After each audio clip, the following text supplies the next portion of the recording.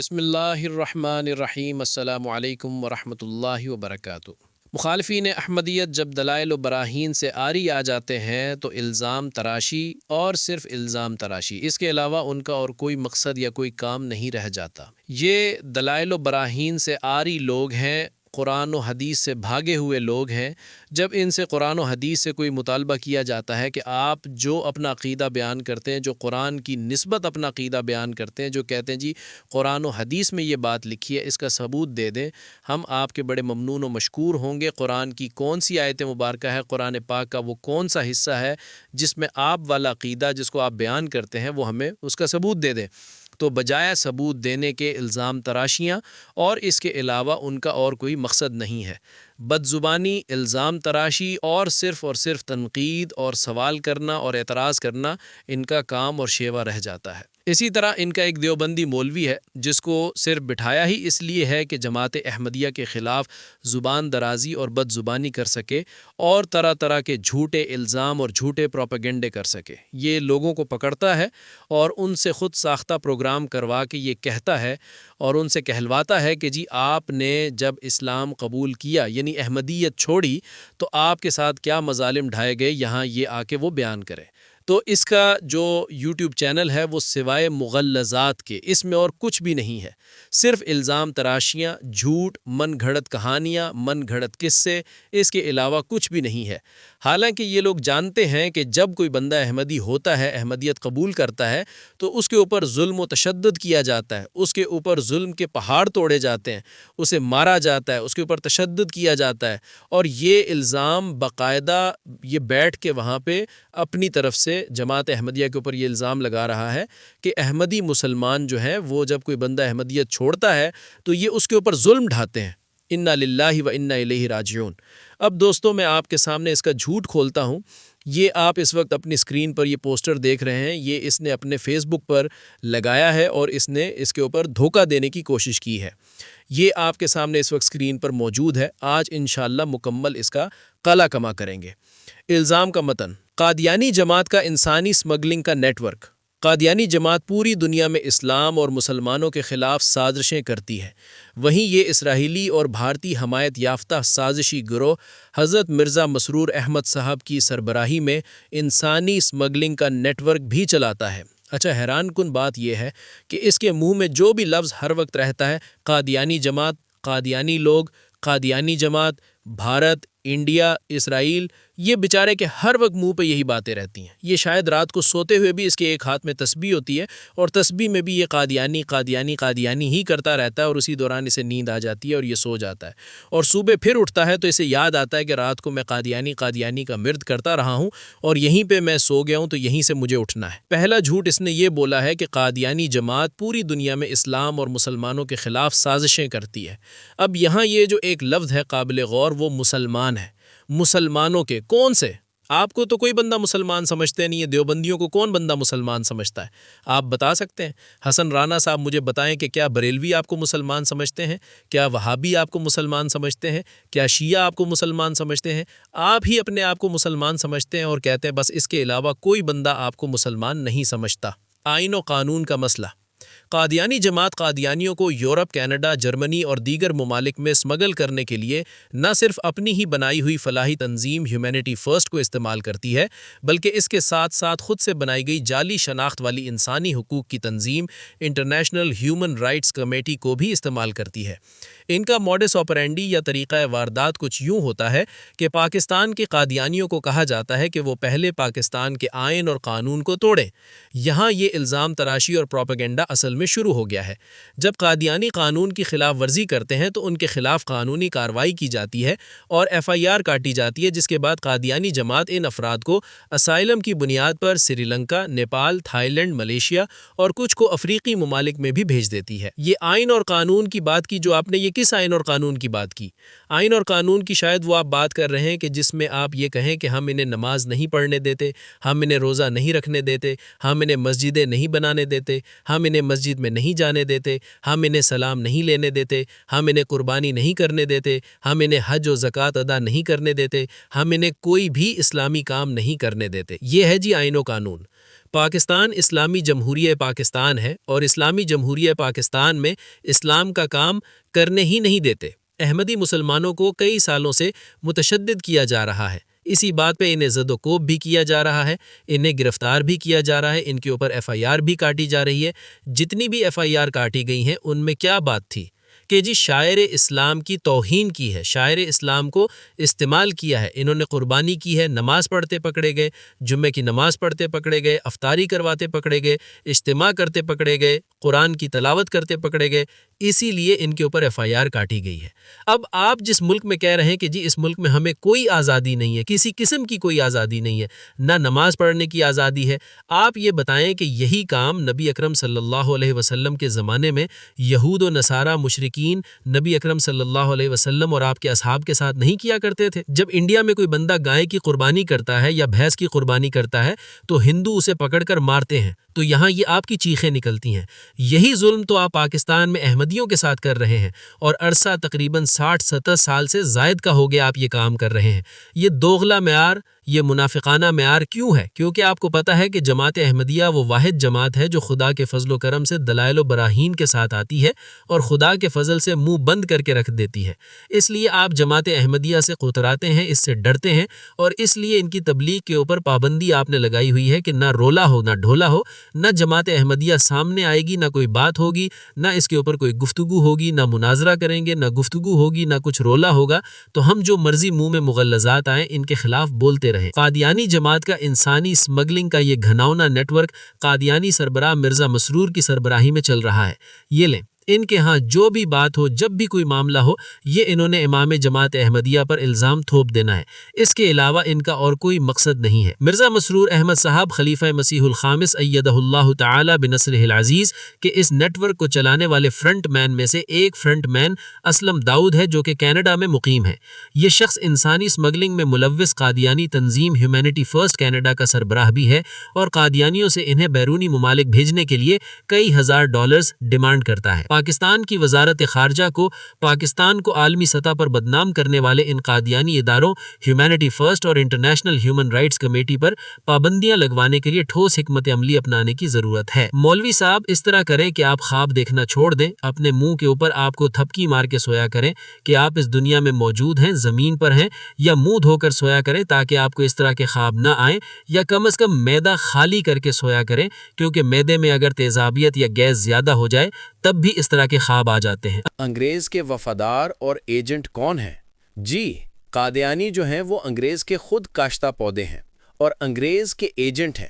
انگریزوں کی پشت پناہی انہیں حاصل ہے۔ اب ہم ان کے گھر سے انہیں جواب دیتے ہیں، تسلی بخش جواب دیتے ہیں کہ ان کے اپنے گھر کے افراد کیا بات بیان کرتے ہیں۔ کہا جاتا ہے کہ جن کے گھر شیشے کے ہوتے ہیں انہیں دوسروں کے گھروں پر پتھر نہیں پھینکنا چاہیے، کیونکہ نقصان انہی کا ہے۔ یہ مثال آج کل ہمارے دو سوتیلے بھائیوں پر آتی ہے۔ سوتیلے وہ اس لیے کہ دیوبندی اور بریلویوں کے ابا ایک ہی ہیں، یعنی امام ابو حنیفہ رحمہ اللہ۔ یہ دونوں بھائی کتاب و سنت کے ماننے والوں یعنی اہل حدیث پر بے جا الزام تراشیاں کرتے ہیں کہ یہ لوگ انگریز کے ایجنٹ ہیں، ملکہ وکٹوریہ کی پیداوار ہیں، وغیرہ وغیرہ۔ انگریز کی شہادت مدرسہ دیوبند کے متعلق: جو کام بڑے بڑے کالجوں میں ہزاروں روپے کے صرف سے ہوتا ہے وہ یہاں کوڑیوں میں ہو رہا ہے۔ جو کام پرنسپل ہزاروں روپے ماہانہ تنخواہ لے کر کرتا ہے وہ یہاں ایک مولوی 40 روپے ماہانہ پر کر رہا ہے۔ یہ مدرسہ خلاف سرکار نہیں بلکہ معاون سرکار ہے۔ مولانا محمد قاسم لانوتوی، صفحہ نمبر 217۔ انگریز سے وظیفہ اور پینشن: مدرسہ دیوبند کے کارکنوں میں اکثریت ایسے بزرگوں کی تھی جو گورنمنٹ کے قدیم ملازم اور حال پینشنر تھے، جن کے بارے میں گورنمنٹ کو شک و شبہ کرنے کی کوئی گنجائش ہی نہ تھی۔ سوانح قاسمی، جلد 2، صفحہ نمبر 247۔ دیوبندی علماء رشید گنگوہی کے بارے میں انکشافات: سن 1276 ہجری 1858 وہ سال تھا جس میں حضرت امام ربانی پر اپنی سرکار سے باغی ہونے کا الزام لگایا گیا اور مفسدوں میں شریک رہنے کی تہمت باندھی گئی۔ اس سے ظاہر ہوا کہ وہ باغی نہیں تھے بلکہ سرکار کے معاون تھے۔ کون سی سرکار؟ گورنمنٹ انگریزی، یعنی انگریزوں کی سرکار کے معاون تھے۔ تذکرۃ الرشید، جلد 1، صفحہ نمبر 74۔ دیوبندیوں کا الٹا جہاد: اتنی بات یقینی ہے کہ اس گھبراہٹ کے زمانے میں جبکہ عام لوگ بند کواڑوں گھروں میں بیٹھے ہوئے کانپ رہے تھے، حضرت امام ربانی رشید گنگوہی اور دیگر حضرات اپنے کاروبار نہایت اطمینان کے ساتھ انجام دیتے۔ ان ایام میں آپ کو مفصلوں سے مقابلہ بھی کرنا پڑا جو غول کے غول پھرتے تھے۔ چنانچہ آپ پر فائر ہوئی اور حضرت ضامن صاحب زیر ناف گولی کھا کر شہید ہو گئے۔ تذکرۃ الرشید جلد 1 صفحہ نمبر 74 اور 75۔ یہ لیں جی، اپنے ہی فوجی مارتے رہے ہیں اور گورنمنٹ انگریزی کے حق میں جہاد زڑتے رہے ہیں۔ یہ ہے دیوبندیوں کا الٹا جہاد جو انہوں نے اپنی سرکار کے باغیوں یعنی مجاہدین تحریک آزادی کے خلاف لڑا۔ دیوبندی اکابر مولوی رشید احمد گنگوہی صاحب فرماتے ہیں کہ میں رشید سرکار انگریز کا فرما بردار ہوں تو جھوٹے الزام سے میرا بال بھی بینکا نہیں ہوگا، اور مارا گیا تو انگریز مالک ہے، اسے اختیار ہے جو چاہے کرے۔ تذکرۃ الرشید صفحہ نمبر 80، مطبوعہ ادارہ اسلامیات، انارکلی لاہور، پاکستان۔ مولوی اشرف علی تھانوی صاحب کو سرکار برطانیہ سے 600 روپے ماہوار ملا کرتے تھے۔ مکالمات صدرین صفحہ نمبر 9۔ تبلیغی جماعت کے بانی مولوی الیاس کاندھلوی کو سرکار برطانیہ سے پیسے ملتے تھے۔ انگریزوں کی صف میں حضرت خضر۔ غدر کے بعد جب گنج مراد آبادی کی ویران مسجد میں حضرت مولانا شاہ فضل الرحمان صاحب مقیم ہوئے تو انگریز فوج گزر رہی تھی۔ مولانا مسجد سے دیکھ رہے تھے، اچانک مسجد کی سیڑھیوں سے اتر کر انگریز فوج کے ایک سائس سے باتیں کر کے مسجد واپس آ گئے اور فرمایا، سائس جس سے میں نے گفتگو کی یہ خضر تھے۔ میں نے پوچھا یہ کیا حال ہے تو جواب میں کہا کہ حکم یہی ہوا ہے۔ سوانح قاسمی جلد 2 صفحہ نمبر 103۔ یعنی یہ انگریزوں کی صف میں حضرت خضر بھی موجود تھے اور وہ انگریزوں کے ساتھ مل کر مجاہدین آزادی کے خلاف جہاد کرتے تھے۔ یہ جماعت احمدیہ کے خلاف اس طرح کی باتیں کرتے ہیں اور زبان درازی کرتے ہیں اور خود اپنے گھر کی کتابیں نہیں پڑھتے۔ دیوبندی حضرات اہل سنت نہیں ہے۔ یہ کتاب ہے تحقیقی اصلاح اور علمی مقالات جلد 4، تالیف حافظ زبیر علی زئی۔ یہ حافظ زبیر علی زئی وہابیوں کے روحانی پیشوا اور بڑے معتبر عالم ہیں۔ اس میں صفحہ نمبر 426 پر لکھا ہوا ہے، دیوبندی علماء اپنے بارے میں یہ پروپیگنڈا کرتے رہتے ہیں کہ وہ اہل سنت ہیں اور حنفیت کے ٹھیکیدار ہیں، حالانکہ متعدد دلائل و براہین سے ثابت ہے کہ دیوبندی حضرات نہ تو اہل سنت ہیں اور نہ حنفی ہیں، بلکہ انگریزوں کے دور میں پیدا شدہ ایک جدید فرقہ ہے جسے فرقہ دیوبندیہ کہتے ہیں۔ اس فرقے کی متعدد شاخیں مثلاً ماماتی دیوبندی، حیاتی دیوبندی، غلام خانی دیوبندی، پنجپیری دیوبندی، اشاعتی دیوبندی، تبلیغی دیوبندی، جھانگوی دیوبندی اور فضلی دیوبندی وغیرہ۔ دیوبندیوں کے اہل سنت اور حنفی نہ ہونے کی بنیادی وجوہ: 1 اللہ اور رسول کی گستاخیاں، 2 سلف صالحین کی گستاخیاں، 3 شرکیہ اور کفریہ عقائد، 4 اکابر پرستی اور اس میں غلو، 5 کتاب و سنت سے انکار، 6 علماء دیوبند کی اندھی تقلید، 7 وحدت الوجود کا پرچار، 8 انگریز دوستی، 9 ہندو دوستی، 10 ختم نبوت کا انکار۔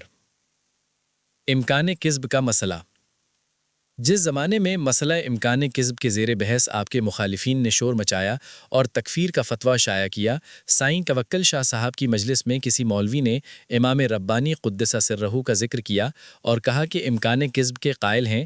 یہ سن کر سائیں توکل شاہ صاحب نے فرمایا، لوگو تم کیا کہتے ہو؟ میں تو مولانا رشید احمد صاحب کا قلم عرش کے پرے پر چلتا ہوا دیکھ رہا ہوں۔ یعنی اللہ تعالیٰ کے بارے میں امکان کذب یعنی جھوٹ بولنے پر قادر ہونا، یہ بات درست ہے، اور یہ ایسی بات ہے کہ مولانا رشید صاحب کا قلم عرش کے پرے پر چلتا ہوا دیکھ رہا ہوں۔ بالکل درست بات ہے، کوئی غلطی اس میں نہیں ہے۔ اکابر پرستی اور غلو: محمد الیاس دیوبندی تبلیغی کی نانی کے بارے میں دیوبندی حضرات نے لکھا ہے کہ جس وقت ان کا انتقال ہوا تو ان کپڑوں میں جن میں آپ کا پاخانہ لگ گیا تھا عجیب و غریب مہک تھی کہ آج تک کسی نے ایسی خوشبو نہیں سونگھی۔ پوتڑے نکالے گئے تو ان میں بدبو کی جگہ خوشبو اور ایسی نرالی مہک پھوٹتی تھی کہ ایک دوسرے کو سنگھاتا اور ہر مرد اور عورت تعجب کرتا تھا۔